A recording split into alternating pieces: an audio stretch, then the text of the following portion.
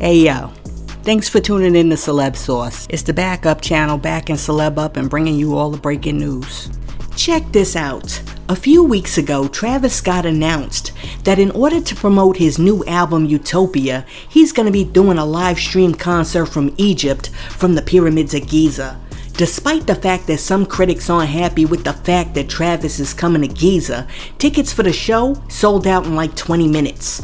Well, shortly after Travis's announcement, the Egyptian Syndicate of Musical Professions, which regulates the music industry in Egypt to preserve the cultural heritage, revoked the permit and said they don't want Travis there because Travis be doing strange rituals. The Egyptian Syndicate said, quote, "Based on research and documented information about strange rituals at Travis's concerts that are inconsistent with our authentic societal values and traditions, the board of directors has decided to cancel a license issued to hold this type of concert that contradicts the cultural identity of the Egyptian people."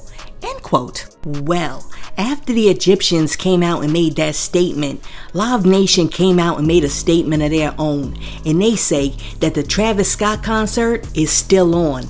Live Nation said, quote, "There have been no changes to Travis Scott's show in Egypt. Any reports to the contrary are false. We can't wait to celebrate Utopia with you in Egypt." End quote. Listen, no one can deny that the pyramids of Giza are a beautiful backdrop. I mean, absolutely extraordinary. But you also gotta understand that that is an ancient ritual sacred burial ground, and the pharaohs that are buried there are trying to get into the afterlife. And here comes Travis Scott trying to bring them into sicko mode. I mean, for real though, let me ask you guys a question. Is Travis Scott throwing a concert on the pyramids of Giza the same as if like Hot 97 tried to throw Summer Jam in a cemetery? Let me know what you think in the comments. Now, check it out. The other day, a video of King Von in jail surfaced on the internet. And in the video, King Von is talking to the CEOs, and he's telling the CEOs that he's a homosexual. Well, after that video dropped, a whole bunch of people had something to say. Some people were like, "I knew that dude was gay for the stay," but other people were like, "He just trying to get moved into a different cell." Well, in response to all of the chatter about her ex-man, Asian Doll has something to say to all of the people on the internet saying that King Von is gay. Asian Doll said, quote, "Ninja's never been to jail and is showing." End quote. Listen, you gotta love how like some people like Asian Doll think that like the fact that you've never been to jail is a character flaw. But I got news for you. Like one of the main goals of like a person's life should be not to go to jail. We shouldn't know how jail is. Well, anyways, I've never been to jail. But it's very apparent to me that King Von is simply trying to game the system in order to get into another pod, because apparently he's shook that somebody's gonna get him. But that's not my problem with this video. My problem is the king of the streets, King Von, Mr. Tough Guy, the one that'll shoot you on sight, was acting mad fruity, talking about he would give up the booty just to get into a different pod. Why? Because Mr. Tough Guy out on them streets was not so tough when he was behind bars. But you never hear rappers like King Von sharing that part of the story with the kids. No, all of these dudes who claim that they keep it real don't keep it that real, because if they did, he'd have had a new song called "Switching My Booty in Jail" for a new pod. I mean, for real, if you're a rapper and you claim that you keep it real, keep it real. Tell the truth, the whole truth, and nothing but the truth. Tell all of those kids that follow you, that love you and want to do what you do, what you're really up to in jail. Like talking to some random chick on a lower level through the toilet bowl. Listen, let me know what you think about King Von switching his booty in jail just to get a new pod. Let me know what you think in the comments. And while you're down there leaving a comment, be sure to like and subscribe to the channel. Now, check it out. The other day, Fat Joe was talking to DJ Enough during the Hot 97 Go Talk series, and during the conversation, Fat Joe started reflecting about a time early in his career when he almost blew the bag.